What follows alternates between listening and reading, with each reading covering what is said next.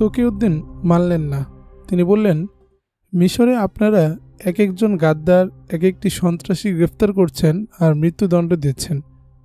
আমি চাই এই গাদ্দারি আর নাশকতার উৎস বন্ধ করতে। এ কাজের জন্য আমার কারো নির্দেশ বা পরামর্শের প্রয়োজন নেই। মিশরে খ্রিস্টান ও সুদানিদের গুপ্তচররা তৎপর। এখানকার সামরিক সব তৎপরতার প্রতি নজর রাখছে তারা। ইচ্ছে করলে তারা তকিউদ্দিনের সুদান আক্রমণের পরিকল্পনা ব্যর্থ করে দিতে পারে। কিন্তু তকিউদ্দিন সে বিষয়টি ভেবে দেখলেন না। তার একটি দুর্বলতা এও ছিল যে তার দুশমনের গুপ্তচরদের একদল হলো মুসলমান, যাদের এক একজন প্রশাসন ও সামরিক বিভাগের পদস্থ কর্মকর্তা। তার বিপরীতে তকিউদ্দিনের গুপ্তচররা সুদানের রাজনৈতিক ও নীতি নির্ধারকদের পর্যন্ত যেতে পারেন না। তাছাড়া সুলতান সালাউদ্দিন আইয়ুবী 1169 সালে মিশরের যে সুদানি বাহিনীটিকে বিলুপ্ত করে দিয়েছিলেন, তার কয়েকজন কমান্ডার কর্মকর্তা এখন সুদানে অবস্থান করছেন। তারা সুলতান সালাউদ্দিন আইয়ুবীর সমর কৌশল সম্পর্কে অবহিত। সেই কৌশল অনুযায়ী তাদের বাহিনীকে গড়ে নিয়েছে তারা। খ্রিস্টানরা তাদের উন্নতমানের অস্ত্র এবং প্রয়োজনেরও অধিক সামরিক সরঞ্জাম দিয়ে রেখেছে। মিশরের নারী নক্ষত্র তাদের জানা। তকিউদ্দিন আরও যে বিষয়টি ভেবে দেখলেন না তা হলো, তিনি সুদানের যে এলাকায় পা রাখতে যাচ্ছেন সেটি বিশাল এক মরু অঞ্চল। পানির অভাব সেখানে অত্যন্ত প্রকট। আর যে জায়গায় গিয়ে তার আক্রমণ করতে হবে, মিশর থেকে তার দূরত্ব এত বেশি যে সে পর্যন্ত রসদ সরবরাহ অব্যাহত রাখা অত্যন্ত ঝুঁকিপূর্ণ। সর্বোপরি মিশরের অভ্যন্তরীণ পরিস্থিতিকে নিয়ন্ত্রণে রাখা এবং নাশকতামূলক কর্মকাণ্ডের প্রতি নজরদারি করার জন্যও সৈন্যের প্রয়োজন। কিন্তু তকিউদ্দিন এতই আবেগপ্রবণ হয়ে উঠেছেন যে এসব কিছু উপেক্ষা করেই তিনি আক্রমণের প্রস্তুতি শুরু করে দেন এবং সুলতান সালাউদ্দিন আইয়ুবীকে অবহিত না করার সিদ্ধান্ত গ্রহণ করলেন।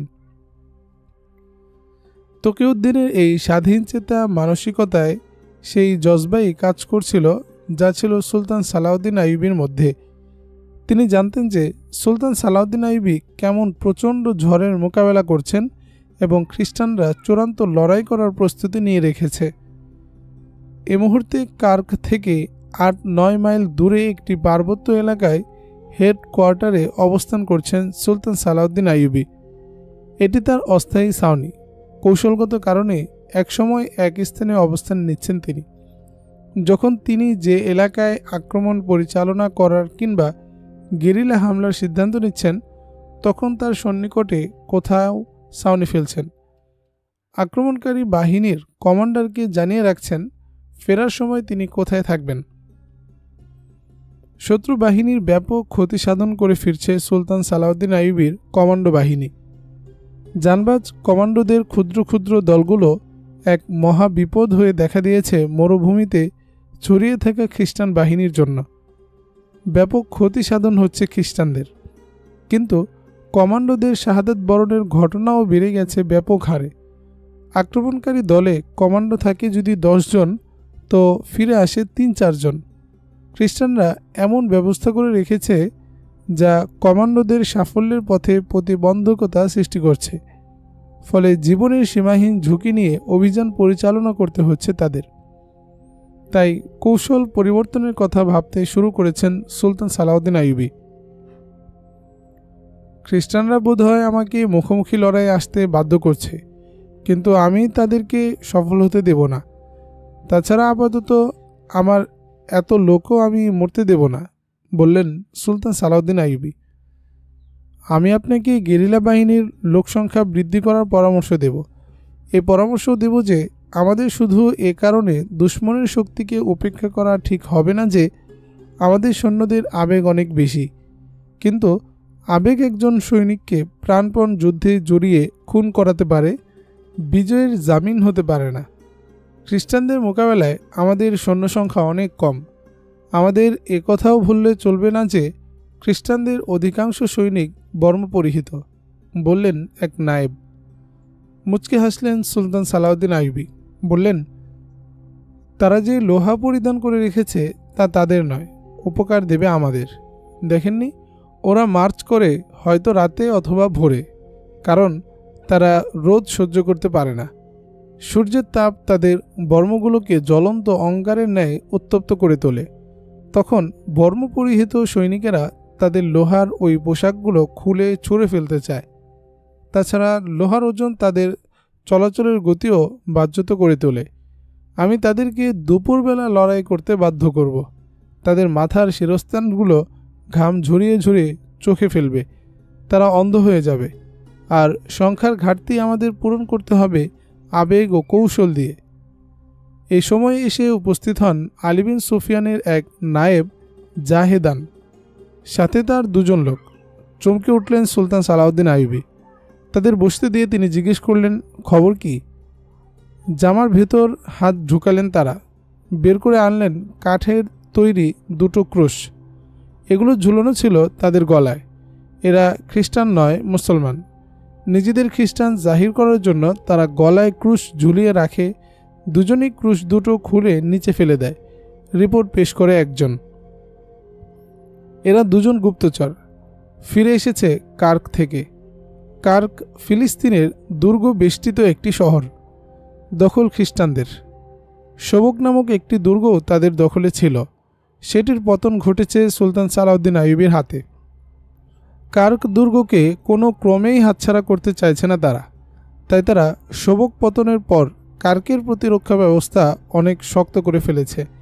এখন আর তারা দুর্গের ভিতর থেকে যুদ্ধ করতে চাইছে না। শোবক পতনের পর মুসলমানদের ভয়ে যখন খ্রিস্টান ও ইহুদি নাগরিকরা পালিয়ে কার্ক চলে যেতে শুরু করেছিল, তখন সুলতান সালাউদ্দিন আইয়ুবী তার সেনাবাহিনী ও প্রশাসনকে নির্দেশ দিয়ে রেখেছিলেন পলায়ন পর অমুসলিমদের যেন ফিরিয়ে আনে এবং তাদের সাথে ভালো আচরণ করে। কিন্তু সুলতান একটি গোপন নির্দেশ এও দিয়ে রেখেছিলেন যে যারা চলে যেতে চায় তাদেরকে যেতে দাও। রহস্য এই ছিল যে তাহলে অমুসলিম নাগরিকদের সাথে সুলতান সালাউদ্দিন আইয়ুবীর গুপ্তচররাও কার্ক ঢুকে যেতে পারে। দুশ্মনের এই নগরীতে এবং তার আশপাশে যার উপর অল্প কদিন পরই আক্রমণ হতে চলেছে, গুপ্তচর ঢুকিয়ে রাখার এটি এক মোক্ষম সুযোগ। ইহুদি ও খ্রিস্টান শরণার্থীদের বেশে মুসলিম গুপ্তচররা সে সুযোগে ঢুকে পড়েছিল কার্কে। সেখানকার মুসলিম বাসিন্দাদের সাথে নিয়ে একটি গোপন আড্ডা তৈরি করে নিয়েছিল তারা। সেখান থেকে তথ্য প্রেরণ করছিল সুলতান সালাউদ্দিন আইয়ুবীর নিকট। সুলতান নিজ কানে শুনতেন তাদের রিপোর্ট। আজও আসলো দুজন গুপ্তচর। তৎক্ষণাৎ তাদের তাঁবুতে ডেকে নিয়ে গেলেন সুলতান সালাউদ্দিন আইয়ুবী। সরিয়ে দিলেন অন্য সকলকে। খ্রিস্টান বাহিনীর গতিবিধি ও বিন্যাস সম্পর্কে নানা তথ্য প্রদান করে তারা। সে মোতাবেক ছক তৈরি করতে শুরু করেন সুলতান। এ সময়ে চেহারায় তার কোনো পরিবর্তনের ছাপ পরিলক্ষিত হয়নি, কিন্তু গুপ্তচররা যখন কার্কের মুসলিম নাগরিকদের নির্যাতনের করুণ চিত্র তুলে ধরতে শুরু করল, তখন বিবর্ণ হয়ে গেল সুলতানের চেহারা। আবেগ আপ্লুত হয়ে এক পর্যায়ে তিনি উঠে দাঁড়িয়ে গেলেন এবং তাঁবুর মধ্যে পায়চারি করতে শুরু করলেন। গুপ্তচররা তাকে জানায় শোবকে পরাজয় বরণ করে খ্রিস্টানরা কার্কের মুসলমানদের বেঁচে থাকার অধিকার কেড়ে নিয়ে গেছে। সেখানকার হাট বাজারগুলোতে মুসলমান ব্যবসায়ীরা পথে বসতে শুরু করেছে। অমুসলিম ক্রেতারা তো তাদের থেকে সওদা ক্রয় করেই না, উপরন্তু মুসলমানদেরও ভয় দেখিয়ে তাদের দোকান থেকে সরিয়ে রাখা হচ্ছে। সেখানে ইসলাম ও মুসলমানদের বিরুদ্ধে ঘৃণা বিদ্বেষ ছড়ানোর কাজ রুটিনে পরিণত হয়েছে। ইহুদি খ্রিস্টানরা মসজিদগুলোর চত্বরে উট, ঘোড়া ও গরু ছাগল বেঁধে রাখছে। আজান নামাজের উপর কোনো নিষেধাজ্ঞা নেই বটে, তবে আজান শুরু হলেই অমুসলিমরা হইচই গানবাদ্য শুরু করে দিয়ে ব্যাঘাত সৃষ্টি করে। গোয়েন্দা আরও জানায়, মুসলমানদের জাতীয় চেতনা নেশাদ করার জন্য সেখানে জোরে সোরে ছড়ানো হচ্ছে নানা রকম গুজব। প্রচার করা হচ্ছে সুলতান সালাউদ্দিন আইয়ুবী গুরুতর জখম হয়ে দামেস্ক চলে গেছেন, এতক্ষণে হয়তো তিনি মারা গেছেন। আরও বলা হচ্ছে নেতৃত্বের দুর্বলতার ফলে সুলতান সালাউদ্দিন আইয়ুবীর সৈন্যরা মরুভূমিতে বিক্ষিপ্ত হয়ে পড়েছে এবং তারা পালিয়ে মিশর চলে যাচ্ছে। গুজব ছড়ানো হচ্ছে মুসলমানদের এখন আর কার্ক আক্রমণ করার শক্তি নেই এবং অতি সত্বর সোবক দুর্গ খ্রিস্টানদের হাতে চলে আসছে। প্রচার করা হচ্ছে সুদানিরা মিশর আক্রমণ করেছে এবং মিশরের সৈন্যরা স্বপক্ষ ত্যাগ করে সুদানিদের সাথে একাত্ম হয়ে গেছে। আরও কত কি গুজব ছড়িয়ে বিভ্রান্ত করার চেষ্টা করা হচ্ছে কার্কের মুসলমানদের। গুপ্তচররা জানায় এখন প্রতিদিন ভোরে খ্রিস্টান পাদ্রীরা পাড়ায় পাড়ায় ঘুরে বেড়ায় এবং মুসলমানদের ঘরের দরজায় গিয়ে গিয়ে ঘণ্টা বাজায়, গান গায় ও মুসলমানদের জন্য প্রার্থনা করে। পাদ্রীরা এর বেশি কিছু করে না। ইহুদি ও খ্রিস্টান মেয়েরা মুসলমানদের মধ্যে তাদের ধর্মপ্রচারের দায়িত্ব আঞ্জাম দেয়। প্রেম ভালোবাসার ফাঁদ পেতে মুসলিম যুবকদের চিন্তা চেতনা ধ্বংস করছে সুন্দরী তরুণীরা। বান্ধবী বানিয়ে ঘনিষ্ঠতা অর্জন করে স্বাধীনতার চিত্তাকর্ষক প্রলোভন দেখাচ্ছে তারা মুসলিম মেয়েদের। তাদের ধারণা দিচ্ছে যে মুসলিম বাহিনী যখনই যে এলাকা জয় করছে তারা সেখানকার অন্যদের সাথে মুসলিম মেয়েদেরও সম্ভ্রম নষ্ট করছে। গোয়েন্দাদের এই রিপোর্ট সুলতান সালাউদ্দিন আইয়ুবীর জন্য নতুন কিছু ছিল না। কার্কের মুসলমানদের করুণ দশা সম্পর্কে তিনি পূর্ব থেকে অবহিত। সুলতান সালাউদ্দিন আইয়ুবী ও তার বাহিনীর বিরুদ্ধে কোনো গুজব কানে নিতে প্রস্তুত ছিল না সেখানকার মুসলমানরা।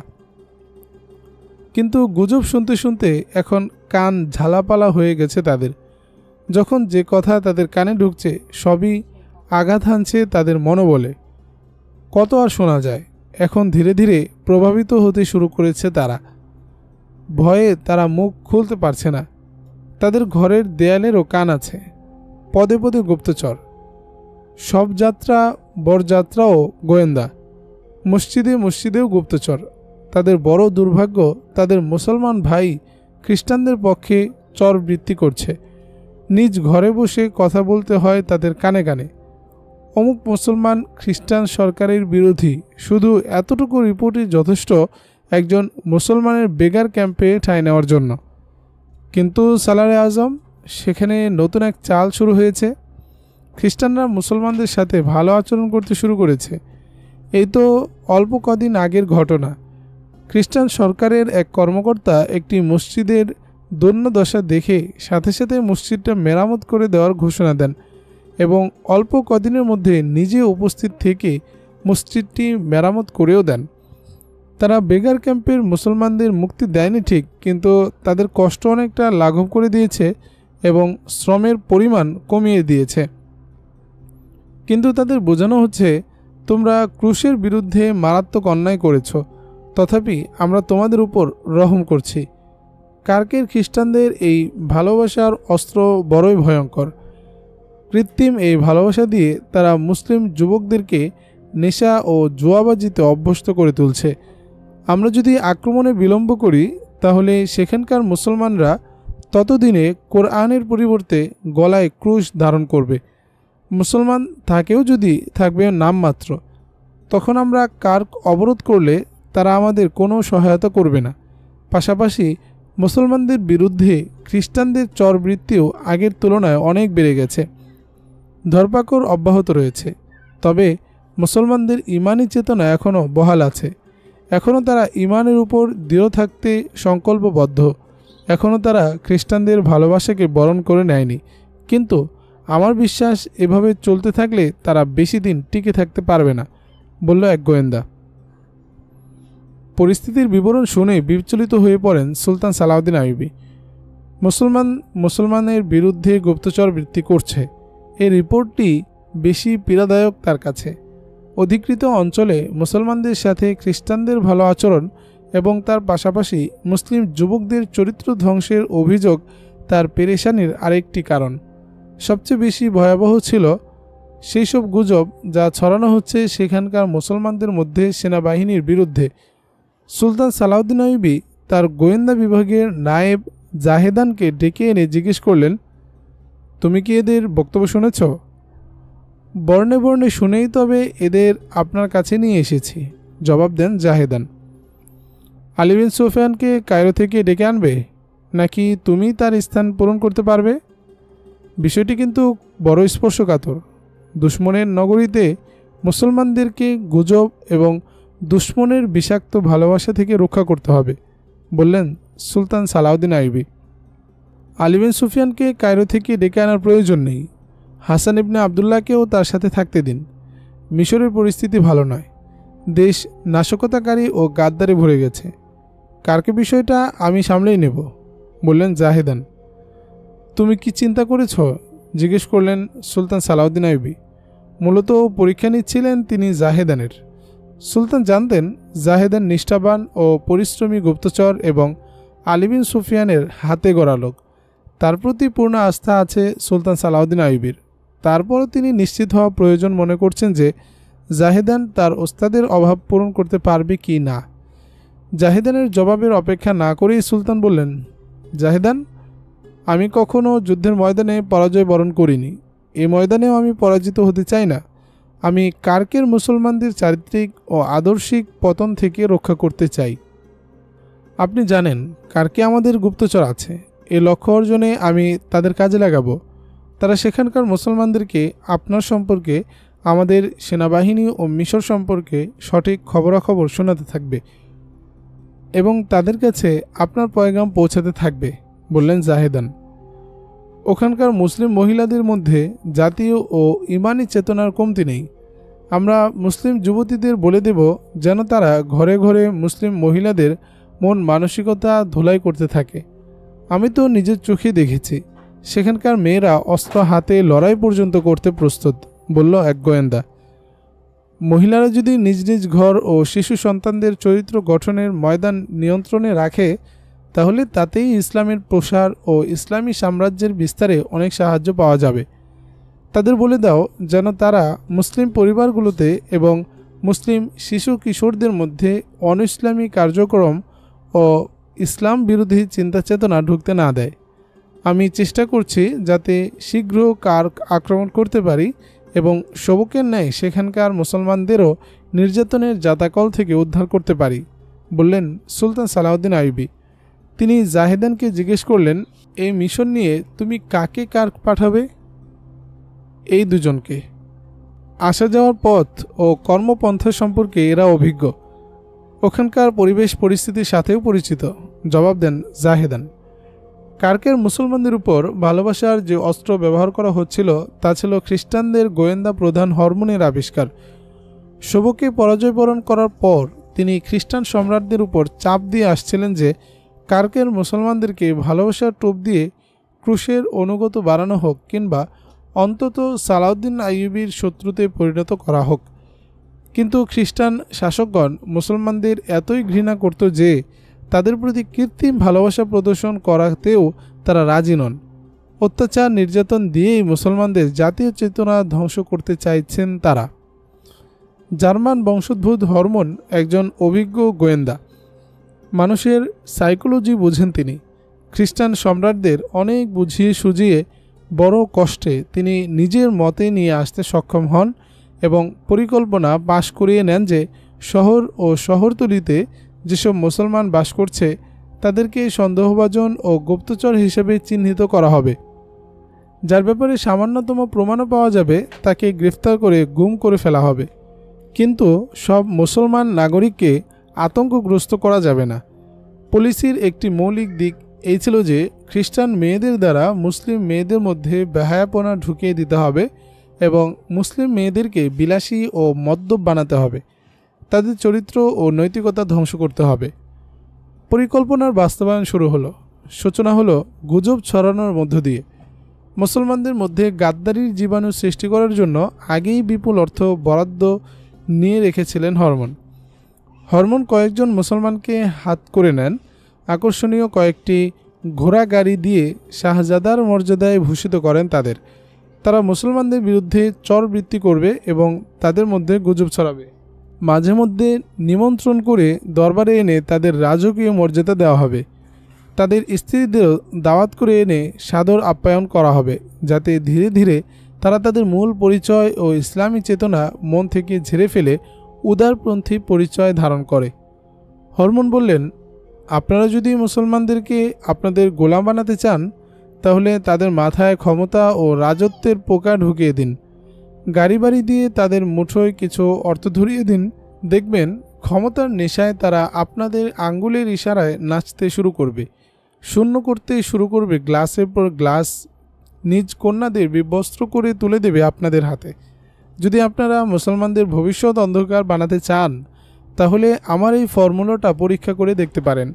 আমি আপনাদের আগেও বলেছি এবং এখনও বলছি, ইহুদিরা মুসলমানদের চরিত্র ধ্বংস করার জন্য তাদের মেয়েদের পেশ করেছে। আপনারা তো জানেন যে মুসলমানদের সবচেয়ে আদি ও সর্বাপেক্ষা বড় শত্রু হলো ইহুদি জাতি। ইসলামের মূলোৎপাটনের জন্য তারা নিজ কন্যার ইজ্জত এবং সঞ্চিত অর্থের শেষ মুদ্রাটিও উৎসর্গ করার জন্য প্রস্তুত থাকে। সুলতান সালাউদ্দিন আইয়ুবী যেদিন জাহেদানের উপর কার্কের পরিস্থিতি সামাল দেওয়ার দায়িত্ব অর্পণ করেন তার ২০ দিন পরের ঘটনা। হঠাৎ এক পাগল আত্মপ্রকাশ করে কার্কে। হাতে তার হাত দুয়েক লম্বা একটি কাঠের ক্রুশ। ক্রুশটি ঊর্ধ্বে তুলে ধরে লোকটি চিৎকার করে বলছে, মুসলমানদের পতনের সময় ঘনিয়ে এসেছে। সবকে মুসলমানরা তাদেরই মেয়েদের সম্ভ্রমহানি করছে। মিশরে মুসলমানরা মদপান শুরু করেছে। যীশুখ্রিস্ট বলেছেন, এ জাতির আর পৃথিবীতে বেঁচে থাকার অধিকার নেই। মুসলমানগণ, নূহ এর দ্বিতীয় তুফান থেকে যদি তোমরা রক্ষা পেতে চাও তাহলে ক্রুশের ছায়াতলে এসে পড়ো। ক্রুশ যদি তোমাদের পছন্দ না হয় তাহলে ইহুদি হয়ে যাও। এখন আর মসজিদের সিজদা করে তোমাদের কোনো লাভ নেই। পোশাক ও গঠন প্রকৃতিতে লোকটাকে ভালো মানুষ বলেই বোঝা যায়, কিন্তু কথাবার্তা আর চালচলনে মনে হয় লোকটা পাগল। মুখে দাঁড়িয়ে আছে, পরনে লম্বা চোগা, মাথায় পাগড়ি, তার উপর রুমাল। লোকটার চেহারা ও কাপড় চোপড় ধুলোমলিন। অনেক দূর থেকে সফর করে এসেছে মনে হয়। কেউ থামতে বললে থমকে দাঁড়ায়, কিছু জিজ্ঞেস করলে ফ্যালফ্যাল করে তাকিয়ে থাকে, যেন কারো কথাই বুঝছে না সে। যে যা জিজ্ঞেস করছে মুখে একই বলি, একই ঘোষণা, মুসলমানদের পতনের সময় ঘনিয়ে এসেছে। কেউ জানতে চেষ্টা করল না লোকটা কে, কোথা থেকে এসেছে। খ্রিস্টানরা এজন্য আনন্দিত যে তার হাতে ক্রুশ, মুখে যীশু খ্রিস্টের নাম। ইহুদিরা এজন্য উৎফুল্ল যে মুসলমানদের ইহুদি হওয়ার আহ্বান করছে। একটি কারণে উভয় ধর্মের মানুষই আনন্দিত যে লোকটি মুসলমানদের ধ্বংসের সুসংবাদ প্রচার করছে। তার ঘোষণা শুনে অট্ট হাসিতে ফেটে পড়ে। খ্রিস্ট বাহিনীর কয়েকজন সৈনিক পাগল বলে ভ্রুক্ষেপ করল না পুলিশের লোকেরা। মুসলমানদের কারো এত বড় বুকের পাঠা নেই যে তার মুখটা বন্ধ করে দেবে। তার মুখে নিজেদের পতনের ঘোষণা শুনে মুসলমানরা ভয় পেয়েছে, ক্ষুব্ধ হয়েছে, কিন্তু তারা অসহায়। পাগলটা শহরের অলিগুলি আর হাটবাজার ঘুরে বেড়াচ্ছে আর বলছে, মুসলমান বাহিনী কারকে আসবে না? তাদের সালাউদ্দিন আইয়ুবী মরে গেছে। কখনো বা এমন আবল তাবল বকছে যার কোনো অর্থ হয় না। তাতে প্রমাণিত হয় লোকটা পাগল। এলাকার শিশু কিশোররা জড়ো হয়ে ছুটছে পাগলটার পিছনে। বড়রাও কেউ কিছু দূর তার পিছনে হেঁটে কেটে পড়ছে। এলাকার কিছু মানুষ পিছু নিয়েছে তার। ক্ষোভে ফেটে যাচ্ছে মুসলমানরা। শিশুদের ফেরানোর চেষ্টা করছে তারা।